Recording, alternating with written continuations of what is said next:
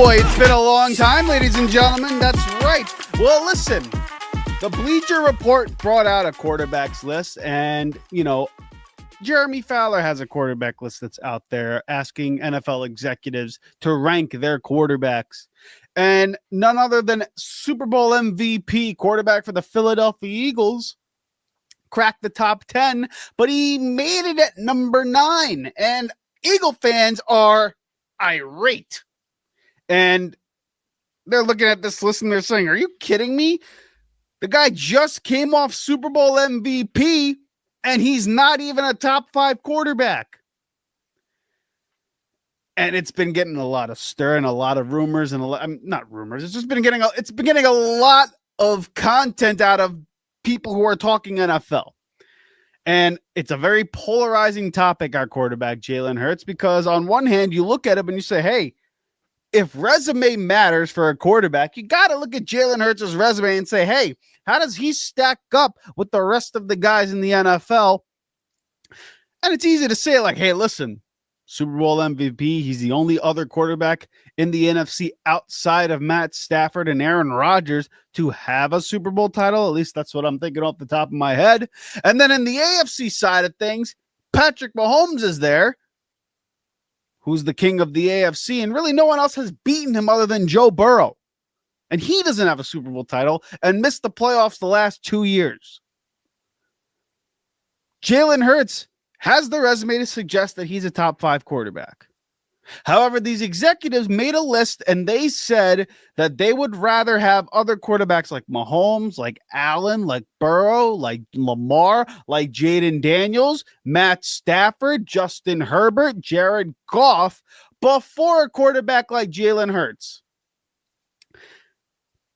I have to say I disagree with the list, but there's nuance to the conversation when it comes to quarterbacks and where they rank and how we judge quarterbacks and whether or not one should be penalized if they have elite talent around them or if being able to optimize your offense to the umpth degree and operating within your system or within your, playbook, is that something to be frowned upon or is that something that should be awarded? And then it becomes a conversation of our system quarterbacks overrated. Should Jalen Hurts be considered a system quarterback? Is he a product of the roster around him, or is he legitimately a top quarterback in the NFL, regardless of how you slice it? And that's something that we're going to kind of dive into in this episode. It's going to be a little bit more longer winded, so I apologize. How could I not give a long-winded answer when it comes to the quarterback in the Philadelphia Eagles after such a hiatus from what was a very, very busy off-season for the Riding the Bench Eagles podcast for reasons outside of football. But without further ado, let's introduce the show. This is the Riding the Bench Eagles podcast. I'm your host, Asif Badi, and like you, I am a Birds fan that talks about the Birds, only the Birds, and nothing but the Philadelphia Eagles. Please do us a favor here if you want to be part of the discussion and support the journey here. Subscribe to the channel, comment your thoughts in the comments section below, and do me a favor, hit that thumbs up button on that video. It helps me get out to as many Eagle fans out there as much as possible. Also, check us out on Apple Podcasts and Spotify on our audio platforms, and leave a 5-star review, because in the end, it doesn't cost you a damn thing. And in this economy with inflation going on, you don't want to spend no damn money. I'm not asking for you for a penny. So please, hit the subscribe button, leave a review, help a brother out here. We thank you very much for the support on the opposite side of the camera, on the opposite side of the airwaves. Now, without further ado, let's get on with this list here, okay? So here's what I'm going to do. I'm going to pull up the list. We're going to look at the quarterbacks. I mentioned it before, but we're going to talk about why I think this list is wrong. So here, without further ado, this is the list. The radio audience that's listening, I'm going to list them in order. Video audience can see the quarterback ranking list, at least for the top 10, okay? So here it is. Number 1, Patrick Mahomes. Number 2 is Josh Allen. Number 3, Joe Burrow. Number 4 is Lamar Jackson. Number 5 is Jaden Daniels, rookie sensation, superstar quarterback. Number 6 is Matt Stafford, who I have tremendous respect for. 7 is Justin Herbert, who I like. Number 8, Jared Goff. Again, quarterback I like. Jalen Hurts, our quarterback, at 9. Baker Mayfield, and I call him the Muffin Man because that's my guy, Baker Mayfield, rounding out the top 10 here. Now, you can look at this list, and no one really has a problem with 1 to 4. You could rank those guys in really any order that you want, but no one has a problem with Mahomes, Allen, Burrow, and Lamar being ahead of Jalen Hurts. If you do, I think maybe you're just wearing green-colored glasses, because I think in a vacuum, you look at those 4 quarterbacks, the top 4 guys, and you say those guys are top notch. They're just spectacular players, individual of themselves. Like they are phenomenal football players. Not that these guys aren't, but you get my point. Pat Mahomes has all the titles. Josh Allen, elite quarterback. Lamar Jackson, elite quarterback. Joe Burrow, I personally think, is the second best quarterback in football, despite missing the playoffs 2 years in a row. He has to make the playoffs, by the way, or else he's going to have a big problem. But nonetheless, and then, top 5, I would put Jalen Hurts at 5. That would be my assessment there. So having Jaden Daniels at number 5 after 1 year, I understand why the quarterback rankings are this way. Okay, because you have to look at this and say, if you were to do a draft, for example, okay, let me lower this list down so you get a close up of my beautiful face. If you were to do a quarterback's draft, okay, you have no roster, everyone's got a blank slate rather, and you have to draft quarterback number 1. Who are the guys that you're taking? That list, here, I'll pull it up again just to kind of illustrate the point. Everybody, or at least the majority of the executives in the NFL, are going to take Patrick Mahomes. Maybe they'll take Josh Allen over Mahomes, but regardless, you're taking Mahomes, and if not him, you're taking Allen, and if not him, you're taking Burrow, and if not him, you're taking Lamar. No complaints. But then you got to look at, say, hey, I got to think about the next decade of my team here. Who do I want to be the pillar of my franchise? It's understandable to put a guy like Jaden Daniels there, because listen, in a vacuum, in the regular season, you can look at Jaden Daniels and say, it's the best rookie season we've ever seen. It's what he came in as polished of a quarterback as you could probably have in the National Football League. And he's in Washington. We got to play that son of a bitch twice a week. No disrespect to you, JD. I just hate you as a Eagle fan, but you get my point. I love your game. So executives are going to say, hey, you know what? I'm going to take the 22, 23, 24-year-old rookie sensation who came into a morbid franchise in Washington and brought them to the NFC title game virtually by his playing, obviously other plays and more structure around him, but he is the key cog in that wheel, right? Then you look at Matt Stafford, who in the postseason, since he's been to LA, he has been excellent. I mean, excellent. He has not had he does not have bad games as a Ram in the playoffs. He's lost 2 games, I believe, as a Ram. One against the Eagles, which, if we all remember, he was driving down the field, potentially getting a go-ahead score to steal one in Philly until Jalen Carter made the spectacular play. But he was on the road in Philly, marching down the field to potentially win that game on the road. And then the other game that he lost was against Detroit, I believe, the year before, and that was a 1-point game. And Stafford was excellent. I mean, wheeling and dealing in that game. Like, he is as good as any quarterback that you can have in the National Football League. Arm talent, arm strength, cerebral, clutch. He's as good as it gets when he's cooking. I'll tell you this, in regards to Matt Stafford, because here's a hot take for people. Outside of Mahomes and Joe Burrow, if I needed a drive for my life, I'd take him over Josh Allen, Matt Stafford, that is. I'd take him over Lamar. 100% twice on Sunday. And then on that note, you can argue Jalen Hurts can be in that conversation as well, but we'll get to him in just a moment.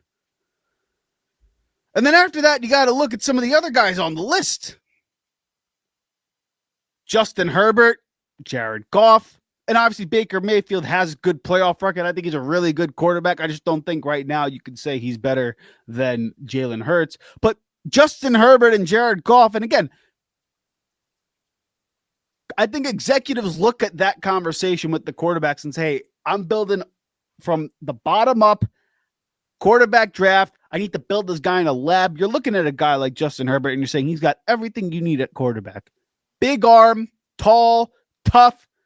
I believe it or I mean, I know it's the Chargers and he doesn't have a great playoff resume like at all. He actually awful in the playoffs. But time after time, I look at Justin Herbert and I say, well, damn, he's the only reason a lot of the times the Chargers are ever in the games that they're in outside of last season because, you know, Jim Harbaugh's there, takes new regime. I'm sure they're going to be much better going forward. But regardless, there's times where I'm looking at this and I'm like, damn, that guy can just fling that damn football. And he is really damn good at quarterback. Like, I love me some Justin Herbert. And again, it's not a matter of whether or not I believe he's going to be able to do big time things in the playoffs. Listen, Peyton Manning had his struggles in the playoffs too. Okay. So it's not out of the realm of comprehension to see a super talented quarterback who has elite traits and who has all this ability not come up big in the postseason. Okay.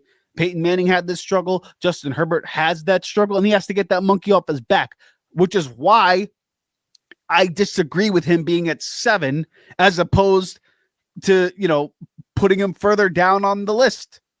Okay. Like you can't have the playoff resume that you have with Justin Herbert and say that he's better than Baker Mayfield, say that he's better than Jalen Hurts. Hell, even say that he's better than Jared Goff. After all, Jared Goff got to a Super Bowl. He's gotten to an NFC title game 2 times in his career. That matters. Again, this isn't a list of saying, hey, what's the rankings of quarterbacks right now? That list right there is saying, hey, if I had to start my franchise, who am I picking right now to be my quarterback? That's why that list is the way it is. I happen to disagree with it, but that's why the list is the way it is.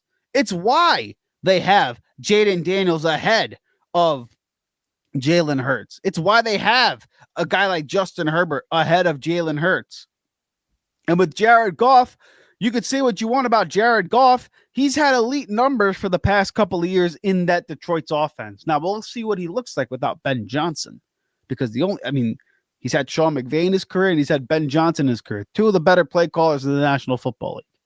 Right? Again, do I agree with Jalen Hurts being number 9 on that list? Hell no, I don't. I think it's flawed. I think just by resume alone, just by what he's done in the league, how much of a nightmare he is for defensive coordinators and other players on the opposite side of the field, Jalen Hurts should get top 5 respect. I believe that. Now, do I believe it's insulting to suggest that in a vacuum, Jalen Hurts isn't an elite quarterback? No. I've talked about it on shows past. Jalen Hurts, outside of him being, I believe, one of the top 2 or 3 smartest quarterbacks in the National Football League and being the best decision maker in football, he doesn't have an elite arm. He doesn't have the strongest arm. He doesn't have the best touch. His footwork is inconsistent at best. But what he is, consistent, steady, stoic, clutch, not afraid of the big moment, unflappable. All the elite traits that you would want in a leader for a locker room, for a football team, he's that guy. And I think a lot of pundits don't necessarily value those things because they don't show up on a box score. And that's how guys get paid in the league. You get paid by your numbers, and you can look at Jalen Hurts' numbers, and I'm going to tell you that they're a lot more elite than they lead on. But you look at it and they say, oh, he threw for 18 touchdowns last season. Didn't even hit the 3,000-yard mark. And you want to tell me that guy's a top 5 quarterback? Again, on the surface, you look at it and you say, there's no way he's a top 5 quarterback. But again, results speak for themselves. And when he's on the field, Philadelphia does not lose many games. That's just fact. And you could credit it to the roster around him, and you could credit it to what Howie, Nick, and Jeffrey Lurie have built around Jalen Hurts. But no matter what you say, when he's at the helm, he's elite. He's winning games, and that's the objective of a quarterback. Which now makes the transition towards Jalen Hurts and whether or not system quarterbacks are overrated, okay? So let me ask you guys this. Just, again, not that this is necessarily a live exchange, but comment your thoughts in the comment section. What is a system quarterback? What exactly is a system quarterback? Like what can you say? What can you tangibly look at and say, oh yeah, this guy's coming into a system and he's just a cog in the wheel? There's no system in the NFL that I think really meets that criteria. And again, I'll elaborate on it in just a moment. For example, Brock Purdy. Everyone tells me he's a system quarterback. He's part of the Kyle Shanahan system. He comes in and he always gets elite quarterback play from guys who come in. Okay. What about a guy like Tua? He goes to Miami. Mike McDaniel runs a similar system to Kyle Shanahan, yada, yada, yada. Plug him in. He plays great. All right, let's continue. I mean, I've seen C.J. Beathard go into that system. Dak Prescott has been in the Mike McCarthy system, quarterback-friendly system. Shane Steichen, quarterback-friendly coach. Everywhere he goes, he gets the best out of quarterbacks. Fine. Here's the problem, though, with the tag of system quarterback, and somehow it's a knock, okay? What system are teams running that's so, I don't know what the word is. I guess let me frame it like this. What concepts, what passing concepts are being run by NFL teams that other teams are not running? Are there route combos that other teams like Shanahan and like, McVay and Daniel, I mean, like all these guys are running that teams like Carolina are not running, that teams like Cleveland are not running? Like, think about all the bad teams in the NFL and all the great teams in the NFL. What is the difference between the two? They're not running concepts or running plays that are dramatically different than what these elite teams are running. Like, every team's going to have inside zones. They're going to have power plays. They're going to have counters. They're going to have quick slants. They're going to have drive concepts. They're going to have mesh concepts. They're going to have play action dig routes. They're going to have all of these plays that are just foundational, curl flats. I mean, like all these teams are like Texas. Every team in the NFL are running concepts that every other team's running. There's no system per se that you could say, okay, you know what? Drop this quarterback in this system and he's going to thrive, but you put him over in that system, he's not going to thrive, when they're running the same exact play. Same exact concepts. Nothing has changed in football. There's no special route that receivers are running that, you go to a different team and you're like, wow, I've never seen that before. Everyone generally, a route tree is the same. High school, middle school, college, NFL. A 9 route's a 9 route. An 8's an 8. 7's a 7. Like all these routes, all these combinations, all these concepts are the same. So there's no system per se. in the NFL that you could say a quarterback can just be put in here and they will thrive. Not necessarily.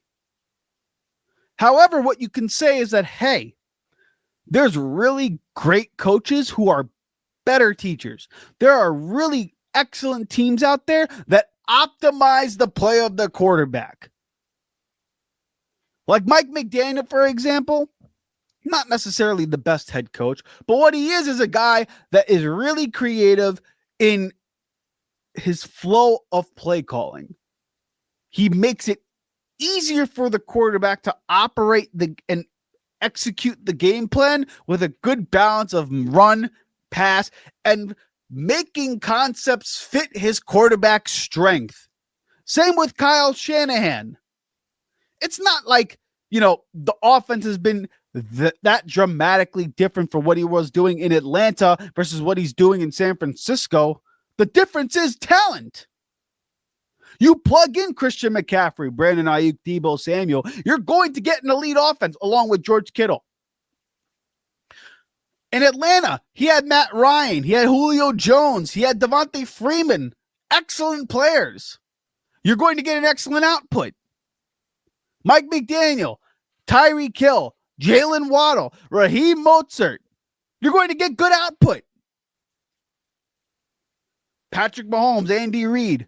Yeah, you have trademarks in the NFL, things that you're known for. Like Kyle Shanahan's known for his, West Coast zone running scheme. Same with Mike McDaniel, right?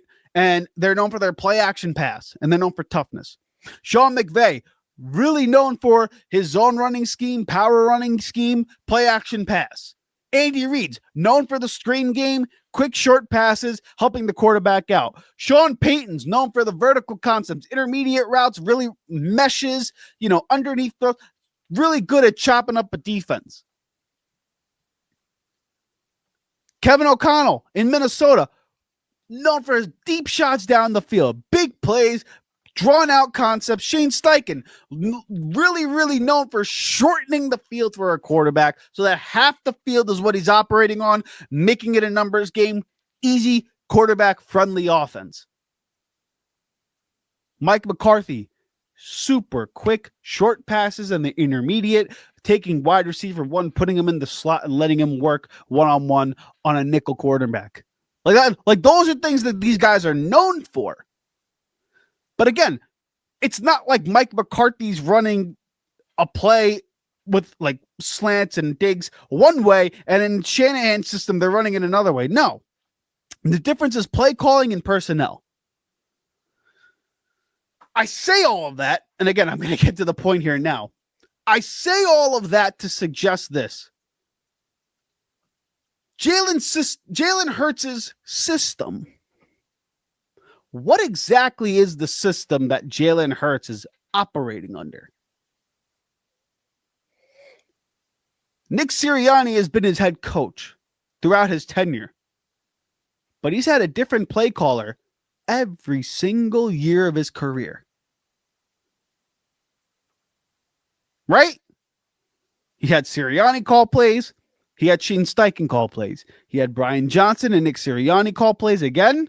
And now he has Kellen Moore. And now he has Kevin Patullo calling plays. What form of consistency is there for Jalen Hurts via play caller, via system? So this idea that Jalen Hurts is somehow a system quarterback implies that he has some sort of consistency in play caller and language and, terminology. That just is not true. That's the difference with a lot of the other quarterbacks you got in the Shanahan system, in the McDaniel system, McVay system, Matt LaFleur system.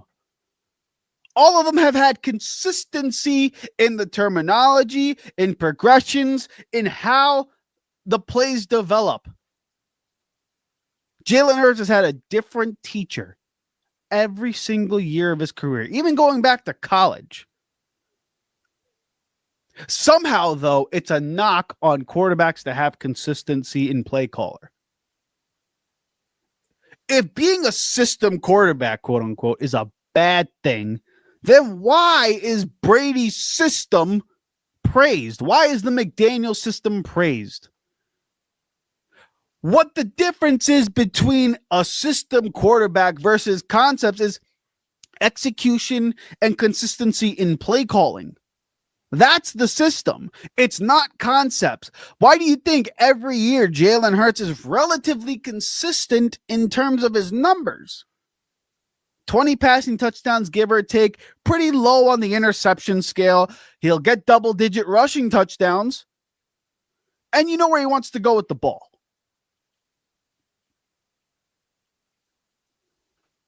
Again, there's no system in place. Football is the same for every single team. It's a matter of whether or not you have the talent and you have a play caller who can flow within a game and understand what the game is asking for. So again, being a system quarterback shouldn't be a knock. If anything, you need to look at Jalen Hurts and say, well, damn, if you're one of those system quarterback people, you should say, well, damn, every year he has somebody new operating the controls of the offense. And he has to go out there and execute it and get the ball to guys like AJ, like Devontae, like Dallas, and Saquon now. And keep everybody happy. Not the easiest thing to do. The job of a quarterback is to operate the offense that they are running to its peak capacity. That's the job. And results matter. So the fact that Jalen Hurts has had a different play caller every single year of his damn career, and in 2 of the last 3 years has gotten to a Super Bowl and now has won a Super Bowl championship and an MVP, you got to give the guy credit. He's not a product of the system. And if you want to say that you could plug in quarterbacks from any team onto Philly's roster and they'll win, maybe you're right. But that's not the case. You can't do that. You just can't. Jalen Hurts is operating the Philadelphia Eagle offense to the way it needs to be run to win games. That's what he's doing. There's no system. There hasn't been consistency in play callers. And honestly, there's no system in football. Texas routes are Texas routes. Slant routes are always slant routes.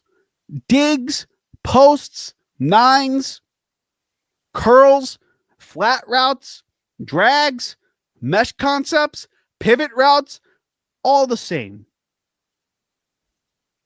There's no different. Like everyone in the NBA runs a pick and roll. Back in the early 2010, 2015 time, the San Antonio Spurs' system was just passing the ball, pick and roll, passing it off screens. Steve Kerr, running a lot of pick and roll, rubbing screens, having Steph Curry run. Like, there's no system in the NBA. Like, back in the 90s, you had systems of how to spread the ball around. You had the triangle, you had the pick and roll, you had all these offenses in the NBA. You had the run and gun offense. You had the Mike D'Antoni offense. You had all these types of different, schemes and, just different concepts of being able to push the pace in basketball or slowing the pace down, getting the ball to different playmakers, etc. The NFL, there's really, a counterplay is a counterplay. Like, no matter where you go, that's going to be the concept. You're always down blocking, having the running back pick a hole and go the opposite way. Running a zone play, the running back has to find the hole, shoot the gap. Blitzes are blitzes. Cover 3 is a cover 3. Man's man. Okay, so being a system quarterback shouldn't be a knock. That's the point here. And people like to, throw that as shade for a quarterback like Jalen Hurts and justify him not being an elite quarterback because they feel any quarterback can come in and run the offense. Maybe you're right, but that's not the case because we haven't had this stretch of winning in football until Jalen Hurts arrived. Well, that's just the fact of it. And, great ownership, great GM, really good coach, and a quarterback that operates the offense at an elite level. I'm sorry, your team does not have that on a consistent year-to-year basis. Because that's where a lot of this stems from, jealousy. Right? So, yeah. Being a system quarterback, not a problem. And lastly, again, I told you this is going to be a little bit more long-winded.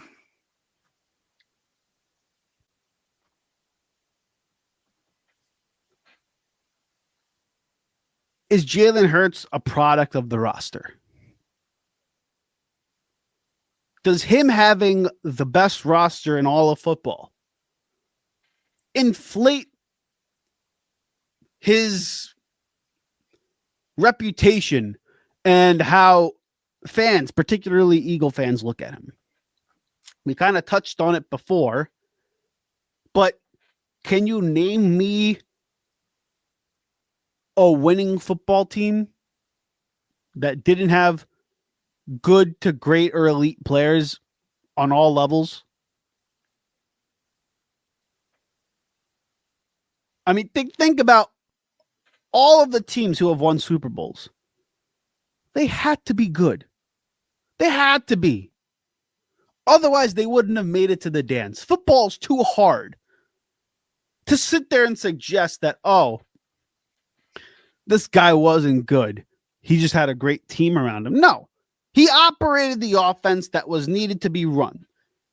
And I know people are going to point at Joe Flacco. They're going to point at Trent Dilfer. They're going to point at guys like Eli Manning, guys who are not necessarily viewed as the elite quarterbacks in the NFL. Troy Aikman, another one of those guys. To that, I say, I don't give a crap. Those guys operated the offense the way they needed to in order to win the games they had to. The Baltimore Ravens in 2000 with the 2000 Ravens defense. Shannon Sharp talks about it all the time. They're like, hey, listen, if our offense just gets me the ball and we score 7 or we score 10 points, we know we win in the game. So Trent Dilfer, that just makes the job of the quarterback easier. I got to operate the offense to a point where I can't turn it over and I have to score 10 points. If I do that, we're winning the game. And outside of that, don't mess it up. Cool. Let's do that. But no one looks at that 2000 Ravens team and, shits on the fact that they won. No, they won the Super Bowl with an elite defense, a running game, and timely plays. Nothing wrong with that. The Patriots dynasty with Brady early on, what were they built on? Hey, Tom, you got a great defense here. Just operate the offense, move the chain slowly, don't turn it over. If you have to lift a fight another down, you do that. And then when we need you to convert third and shorts, third and fours, third and fives, can you do it at an elite level? Yeah. I'll be a game manager and convert timely third downs. I'll do that for the first 10 years of my career, and I'll win you Super Bowls. Look at the Kansas City Chiefs. They're another team. You look at them and they're like, yeah, we had this high-flying offense and we couldn't get it done. But you know what? Now we have Mahomes and we're going to say, hey, listen. Yeah, we know you could throw 50 touchdowns a year. But what I want you to do is be able to operate the offense, extend drives, drain clock, rely on your defense to make plays. Don't make silly mistakes. And that's something that Patrick Mahomes has grown into.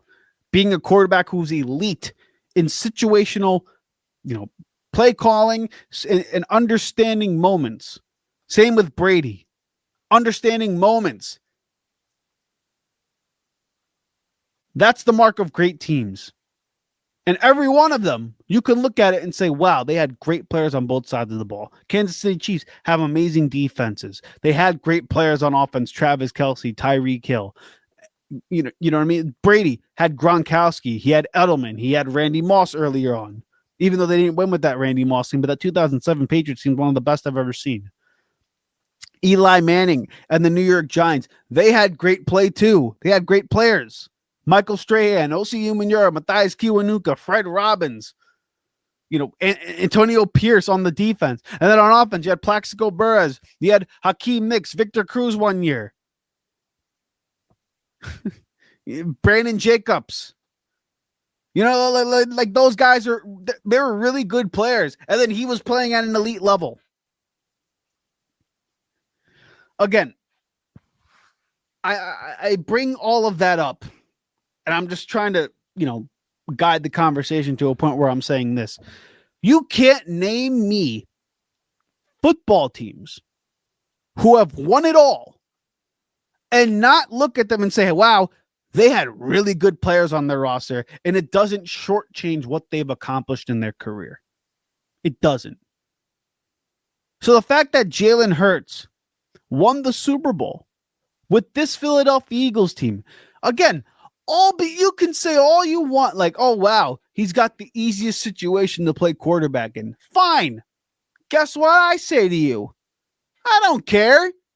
He's the quarterback for my team, for the Philadelphia Eagles, the team that I'm rooting for.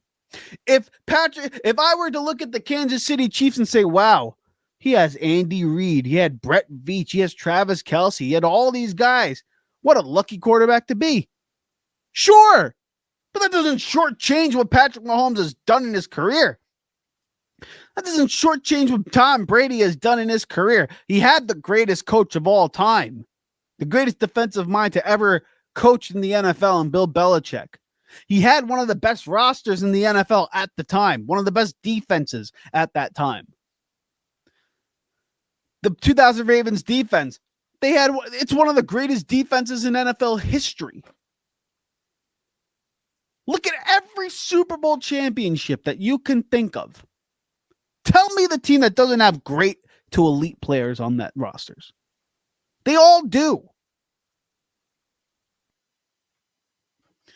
And again, you could point to the roster for Jalen Hurts and say, wow, he's a product of that system. He's a product of the guys around him because he has every top 10 position player here, top 10 position player here. Let's look at the Baltimore Ravens. They got Lamar Jackson. They have Derrick Henry, who's a Hall of Famer. Zay Flowers, Rashad Bateman. They're not terrible receivers. Okay, they're not elite receivers. I get that. They have a really damn good offensive line. Always had an elite running game. They have elite tight ends. And now they have an elite defense. Back-to-back years. They're the best roster in the AFC. And you mean to tell me, yeah, we don't shortchange Lamar for not getting it done, but Jalen Hurts getting it done and outplaying the best quarterback in football? Yeah, no. He's a product of the guys around him. Josh Allen has had a top 10 defense his whole career. He had Stephon Diggs early on. He's got a good running game. He's got a good play caller in Joe Brady. He has Dalton Kincaid. He's got Dawson Knox. Again, I'm not saying they're elite of the elite tight ends in the NFL. I'm saying it's not like the guys running out there with shit outside of this past season. Josh Allen hasn't gotten it done in the playoffs against Mahomes when it's counted. I can argue he's had some playoff moments to the same point that Lamar has had playoff shortcomings. If you're going to have that conversation about Lamar, you can have that about Josh Allen. Joe Burrow hasn't even made the playoffs the last 2 years. And he's got T. Higgins. He's got Jamar Chase. He had Joe Mixon. I mean, it's not like the guys have had bad players around them. Dak Prescott, again, another quarterback who people believe consistently is better than Jalen Hurts because of the situations that they're in. He's had an elite running game, an elite offensive line. He's had good defenses. He's got good players around him. Hasn't gotten the job done. Everyone looked at the Green Bay Packers this past season and told me that, hey, They have Jordan Love. They have all these really good weapons out there. Now they added Josh Jacobs. They're going to have a good defense. All of a sudden, they could be in Super Bowl contention. They didn't get it done. My point being is, guys, every great team, every great quarterback is a product of the individuals around them. You can't name me a successful place, a successful company, a successful individual that did it all on their own. Because it's just impossible. Nobody operates in that way. You have to have elite people around you or really good people around you in order to accomplish really good to great things. So don't shortchange Jalen Hurts for operating in an offense that has AJ, that has Devontae, that has Dallas, that has Saquon, that has this offensive line. And I get it. It's elite of the elite. It really is. I'm not disputing that by any means. What I'm suggesting, though, is that you can't sit there and shortchange Jalen Hurts for actually getting the job done. We were praising Brock Purdy 2 years ago. People were telling me consistently, he's a better quarterback than your guy, Jalen Hurts. But he had Christian McCaffrey. He had Brandon Ayuk. He had Deebo Samuel. He had George Kittle. He had Trent Williams on the offensive line. He had a consistent play caller in Kyle Shanahan and has been running the same system since he's entered the National Football League. With Kyle Shanahan, Brock Purdy, that is. Patrick Mahomes has had Andy Reid every single year of his career. Joe Burrow has had Zach Taylor, whether or not you think he's good, the consistent play caller every single year. The Baltimore Ravens have had Todd Monken for the past 2 to 3 years. Josh Allen has had Joe Brady for 2 years in a row. When have you seen Jalen Hurts have the same coordinator and play caller 2 years in a row? You can't figure it out. You can't even name it. Jaden Daniels is going to have Cliff Kingsbury again this offseason and this regular season. Justin Herbert has Jim Harbaugh 2 years in a row. Sean Payton has Bo Nix 2 years in a row. McVay and Stafford together for so long. Jared Goff had Ben Johnson for 2 to 3 years in a row. You can't say that about Jalen Hurts and the coaching staff. So despite all of that, and again, roster building matters. That's why I think Howard Roseman's the best GM in football. He built a roster that says, hey, we just need you to operate within the confines of the offense. Don't mess it up. We have elite players here and there. Just get them the ball. Do what you got to do to win games. Don't turn it over. Fine, I'll do that. All good. And then when I do it at an elite level, don't say that I'm a product of the system, because that's the same thing for every quarterback. If a quarterback throws a slant pass to a receiver and it hits him in the chest, that receiver's got to catch the football, or else that guy's not getting the completions on yardage. You're not getting a catch. You're not going to get the 100 yards that you want in the game. If a running back is elite, excuse me, and the offensive line doesn't run block, you're not going to have a good season. You could be in the right position on defense, but if you don't make that tackle, it makes your linebackers really look shaky. It makes your safeties look bad. It makes your corners look bad. I mean, like you could point to all of these different things and say, without a player here and there, this guy would stink. Yeah, of course. That's football. That's the beauty of football. It's getting everybody on the same page together, operating a play as close to perfect as you can, snap to snap, to dominate the opponent on that very play. So your job as a GM, as a football team, get a roster that you can do that more consistently than not. That's what makes teams really good. That's what makes the Ravens really good. That's what makes the Bills really good. That's what makes the Chiefs, the Eagles, the Rams. Think about all the good teams in the NFL. The Bucks, now Washington, Green Bay, Minnesota, Detroit, San Francisco. What do all those teams have in common? Good front offices, good GMs, good coaches, and a good quarterback. and a good roster around them. Just because Howie Roseman does his job at an elite level, that shouldn't shortchange what Jalen Hurts does. And I guess that's just the point of it all. Listen, again, long-winded episode, and I know it just sounded like I was just saying nonsense. I get it. Fact of the matter is this, though.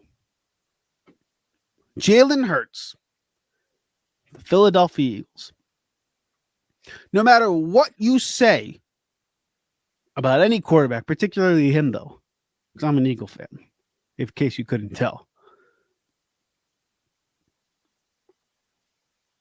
you can never sit there as a fan and look at teams who have won Super Bowl championships, who have won on a consistent level, and say, wow, that guy did it with nobody. Every good team in the NFL is going to have elite players. It just so happens that Philadelphia has more elite players than other teams. Okay, fine. What's your point? You still have to go out there and execute at a high level. You still have to get the ball to every single guy when they need to get the ball thrown to them. You still got to be able to check plays at the line. You still got to be able to comprehend your playbook. You still got to be able to throw the ball accurately. Say what you want about Jalen Hurts. He does everything he needs to do for the Philadelphia Eagles for them to win games. And quite frankly, that's what you want out of a quarterback. You don't need to be a superstar quarterback to win in the National Football League. You don't need to be a superstar quarterback to win Super Bowls in the National Football League. Troy Aikman did it. Tom Brady did it earlier on in his career. Eli Manning, Joe Flacco. A lot of quarterbacks have won at a high level and played good to decent, like decent to good ball in the NFL during their playoff run and won plenty of games. Jalen Hurts is no different. Except the difference with him is when the lights are shining the brightest, he comes out and shows you he is every bit as good as Patrick Mahomes, as Joe Burrow, as Josh Allen, and as Lamar Jackson when you have the guys around him. Just like they would be in the same situation. And even then, I don't even know if you could say that because he rises to the occasion more so than guys outside of Patrick Mahomes and maybe Matthew Stafford. Other than that, what's there to complain about with Jalen Hurts? So is he a product of the guys around him? Yes. So is every other quarterback. So is every other elite player in the National Football League. You have to have greatness around you in order to achieve greatness. That's the takeaway. Without that, you're a good player who accomplishes nothing. That's just what it is. So yeah, Jalen Hurts, I believe, is an elite quarterback despite the elite roster around him. But you know what? He maximizes it. And that means something. And if that's something that sticks in your craw, well, then you know what? Let it stick in your craw because in the end, he's my quarterback for an Eagle fan and not your quarterback. So you could take your guys all you want. You could take Justin Herbert. You could take Matthew Stafford. You could take Jared Goff.